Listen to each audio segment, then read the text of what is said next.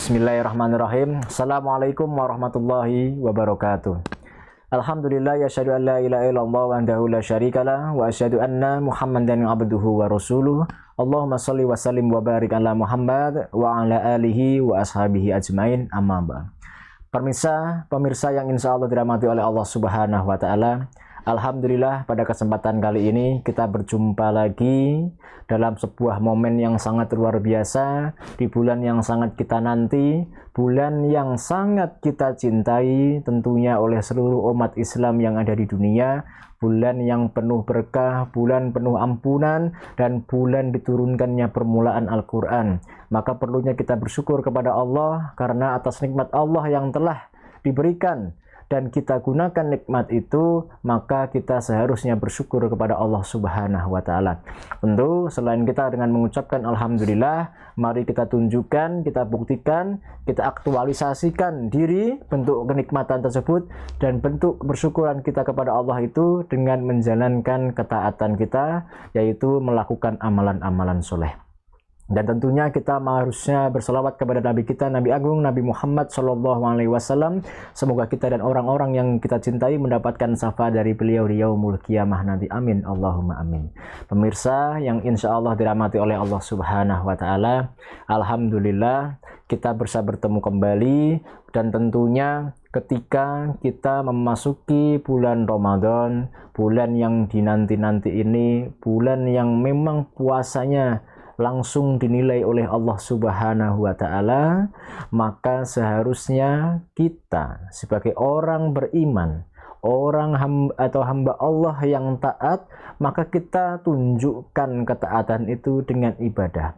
Selain kita berpuasa, kita juga seharusnya mendukung dan melakukan beberapa kegiatan-kegiatan dalam meningkatkan kualitas ibadah puasa kita.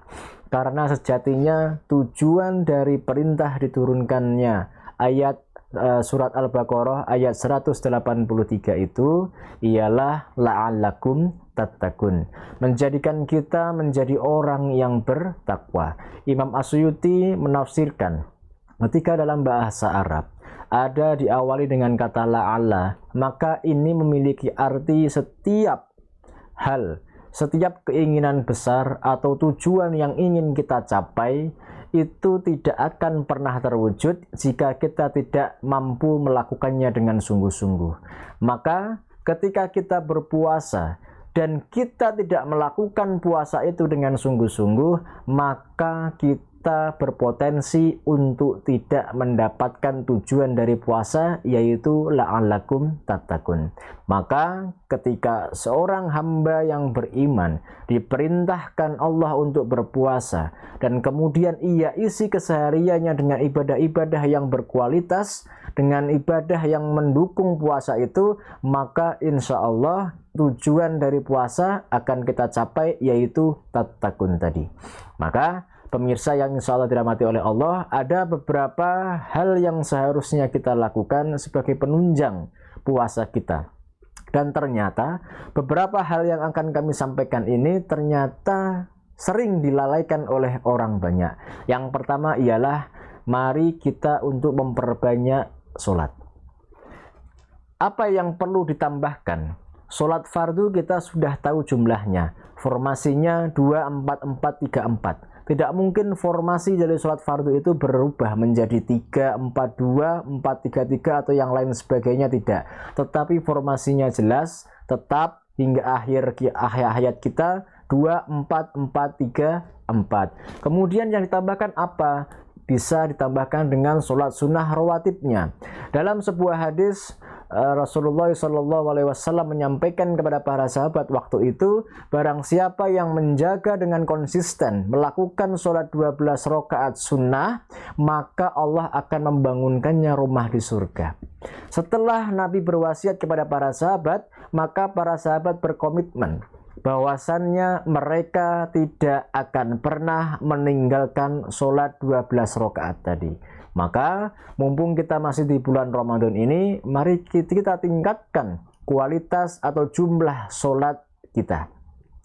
Dan juga kita bisa menambahkan dengan sholat sunnah yang lain. Kemudian ada sholat duha. ada sholat qiyamul lail yang sering kita kenal dengan sholat tarawih kemudian witir. Di dalam sholat tarawih dan witir, sebagai tradisinya kalangan banyak di Indonesia, memang dilakukan secara berjamaah dan juga ditambahkan dengan kultum. Selain kita menjalankan ibadah puasa pada waktu siang hari, kita lengkapi, kita sempurnakan dengan ibadah malamnya, yaitu dengan menjalankan sholat qiyamul lail tadi. Man shoma ramadhana imanan wahtisaban ghufira lahu ma taqaddama min dambi. Man qoma ramadhana imanan wahtisaban ghufira lahu ma taqaddama min dambi. Perbedaannya hanya satu huruf saja. Ketika di siang harinya man shoma kita siam, maka di malam harinya adalah kita qiyam. Siang harinya kita berpuasa, menahan lapar, menahan minum, menahan dari segala godaan-godaan yang membuat puasa kita batal. Jangankan batal, ketika kita melakukan kegiatan yang justru mengurangi kualitas ibadah puasa, kita saja menghindari, maka otomatis ketika yang membatalkan, insya Allah kita bisa hindari. Kemudian pada malam harinya kita mangkoma, melakukan sholat qiyamul lail. Maka ketika kita melakukan ibadah puasa pada siang hari, waktu yang ditentukan itu, kemudian pada malam harinya kita melakukan ibadah sholat qiyamul lail tadi, maka insya Allah ketika kita dalam mengharapkan atas rasa iman dan mengharap kepada Allah Subhanahu wa Ta'ala, maka insya Allah Allah akan ampunkan segala dosa-dosa yang kita miliki. Tentunya dengan pengampunan yang sempurna, didukung dengan kualitas ibadah yang sempurna juga. Maka jamaah sekalian atau pemirsa yang insya Allah dirahmati oleh Allah, kegiatan pertama yang seharusnya kita tambahkan dalam bulan puasa ialah memperbanyak sholat kita. Kemudian ibadah yang kedua ialah mari kita memperbanyak interaksi dengan Al-Quran. Syahrul Ramadan alladzi unzila fihil Qur'ani hudal linnas, dan itu memiliki arti bahwasannya di bulan Ramadan itu diturunkannya permulaan Al-Quran. Bulan Ramadan ulama menyampaikan ini merupakan bulannya Al-Quran. Maka sejatinya kita sebagai orang yang memiliki pedoman yaitu adalah Al-Quran, kita seharusnya mempelajari Al-Quran tentunya dengan cara membacanya. Dengan membaca, otomatis kita akan sering interaksi dengan Al-Quran. Man jaa bil hasanati falahu asyru amsalihha. Barang siapa yang melakukan suatu kebaikan, maka Allah akan membalasnya 10 kebaikan. Nah, maka dari itu, setiap huruf adalah kebaikan. Ketika kita membaca alif lam mim, itu dihitung menjadi 3 huruf, maka kita minimal akan mendapatkan 30 kebaikan. Tetapi tidak mungkin kita hanya membaca alif lam mim saja, yasin saja, toha ataupun nun saja, melainkan minimal kita pasti akan membaca 1 kali dalam membuka shaf Al-Quran, mushaf Al-Quran, maka itu minimal 1 ain. Maka berapa potensi pahala yang akan kita dapatkan pemirsa sekalian? Sangatlah banyak. Dan kalaupun kita ingin menghitung-hitung, maka kita akan menjadi pusing sendiri karena saking banyaknya pahala yang nantinya akan kita dapatkan. Belum lagi ketika kita mampu mengisi dengan kegiatan-kegiatan itu dan kemudian Allah jadikan ibadah puasa kita berkualitas, maka Allah akan memberikan ganjaran yang sangat banyak. Karena memang puasa itu adalah milik Allah, maka Allah sendiri yang nantinya akan memberikan pahala itu, sehingga kita memiliki potensi untuk mendapatkan pahalanya yang berlimpah. Dan kemudian ketika orang yang mampu mempelajari Al-Quran, maka ketenangan akan menyelimuti kita. Maka rahmat Allah akan datang kepada kita, dan Allah akan memamerkan kepada para malaikatnya, inilah hambaku sedang mempelajari, sedang membaca dari firman-firman yang aku wahyukan melalui malaikat Jibril kepada Nabi Muhammad, kemudian diteruskan kepada umat-umat dari Nabi Muhammad SAW. Dan yang ketiga, ibadah yang menjadi pendukung yang seharusnya jangan kita lalaikan ialah infak. Pemirsa yang insya Allah dirahmati oleh Allah Subhanahu wa Ta'ala, kita insya Allah sudah tahu bagaimana manfaat yang akan dirasakan dari berinfak atau bersedekah. Selain kita yang memberi pun juga bahagia, kita pun juga melihat orang yang kita beri pun merasa bahagia. Bayangkan ketika di bulan Ramadan, setiap hari orang-orang berlomba-lomba untuk memberikan menu makanan berbuka. Baik berupa makanan, minuman, takjil, ataupun berupa uang yang nantinya akan dibelanjakan untuk berbuka. Dan tetapi juga, selain itu, banyak juga masjid-masjid menyusun anggarannya, kemudian juga mencantumkan di depan masjid secara besar untuk promosi, yaitu donasi dan kegiatan-kegiatan yang akan dilakukan selama bulan puasa Ramadan.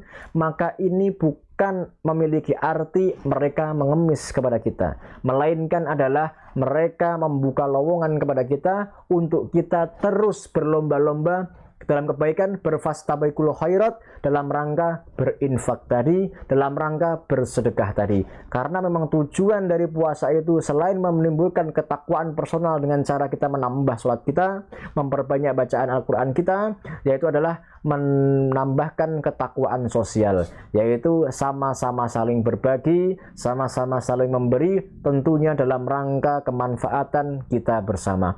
Maka itu 3 hal atau 3 kegiatan pendukung yang seharusnya kita lalaikan dan ternyata sering dilalaikan, yaitu adalah yang pertama, memperbanyak sholatnya. Kita banyak sholat sunnahnya, sholat sunnah rawatibnya, sholat duhanya, sholat suruknya, sholat qiyamul lailnya, yaitu tarawih dan witirnya. Kemudian juga ditambahkan dengan memperbanyak interaksi dengan Al-Quran. Kita ketahui pada Al-Quran merupakan pedoman kita. Dzalikal kitabul la raiba fihi hudal lil muttaqin. Tidak ada keraguan dalam Al-Quran, dan itu merupakan petunjuk bagi orang-orang yang bertakwa.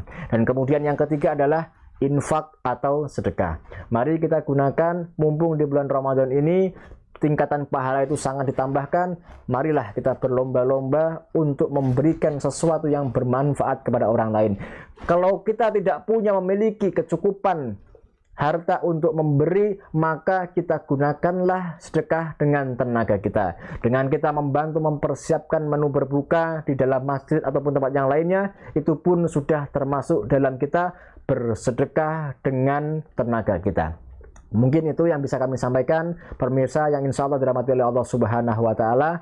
Ada beberapa kegiatan yang kita harusnya lakukan sebagai pendukung dalam rangka menunjang kualitas ibadah puasa kita, dan semoga tentunya kita mampu mendapatkan tujuan dari puasa itu, la'allakum tattaqun tadi. Terima kasih atas segala perhatian, mohon maaf atas segala kesalahan. Assalamualaikum warahmatullahi wabarakatuh.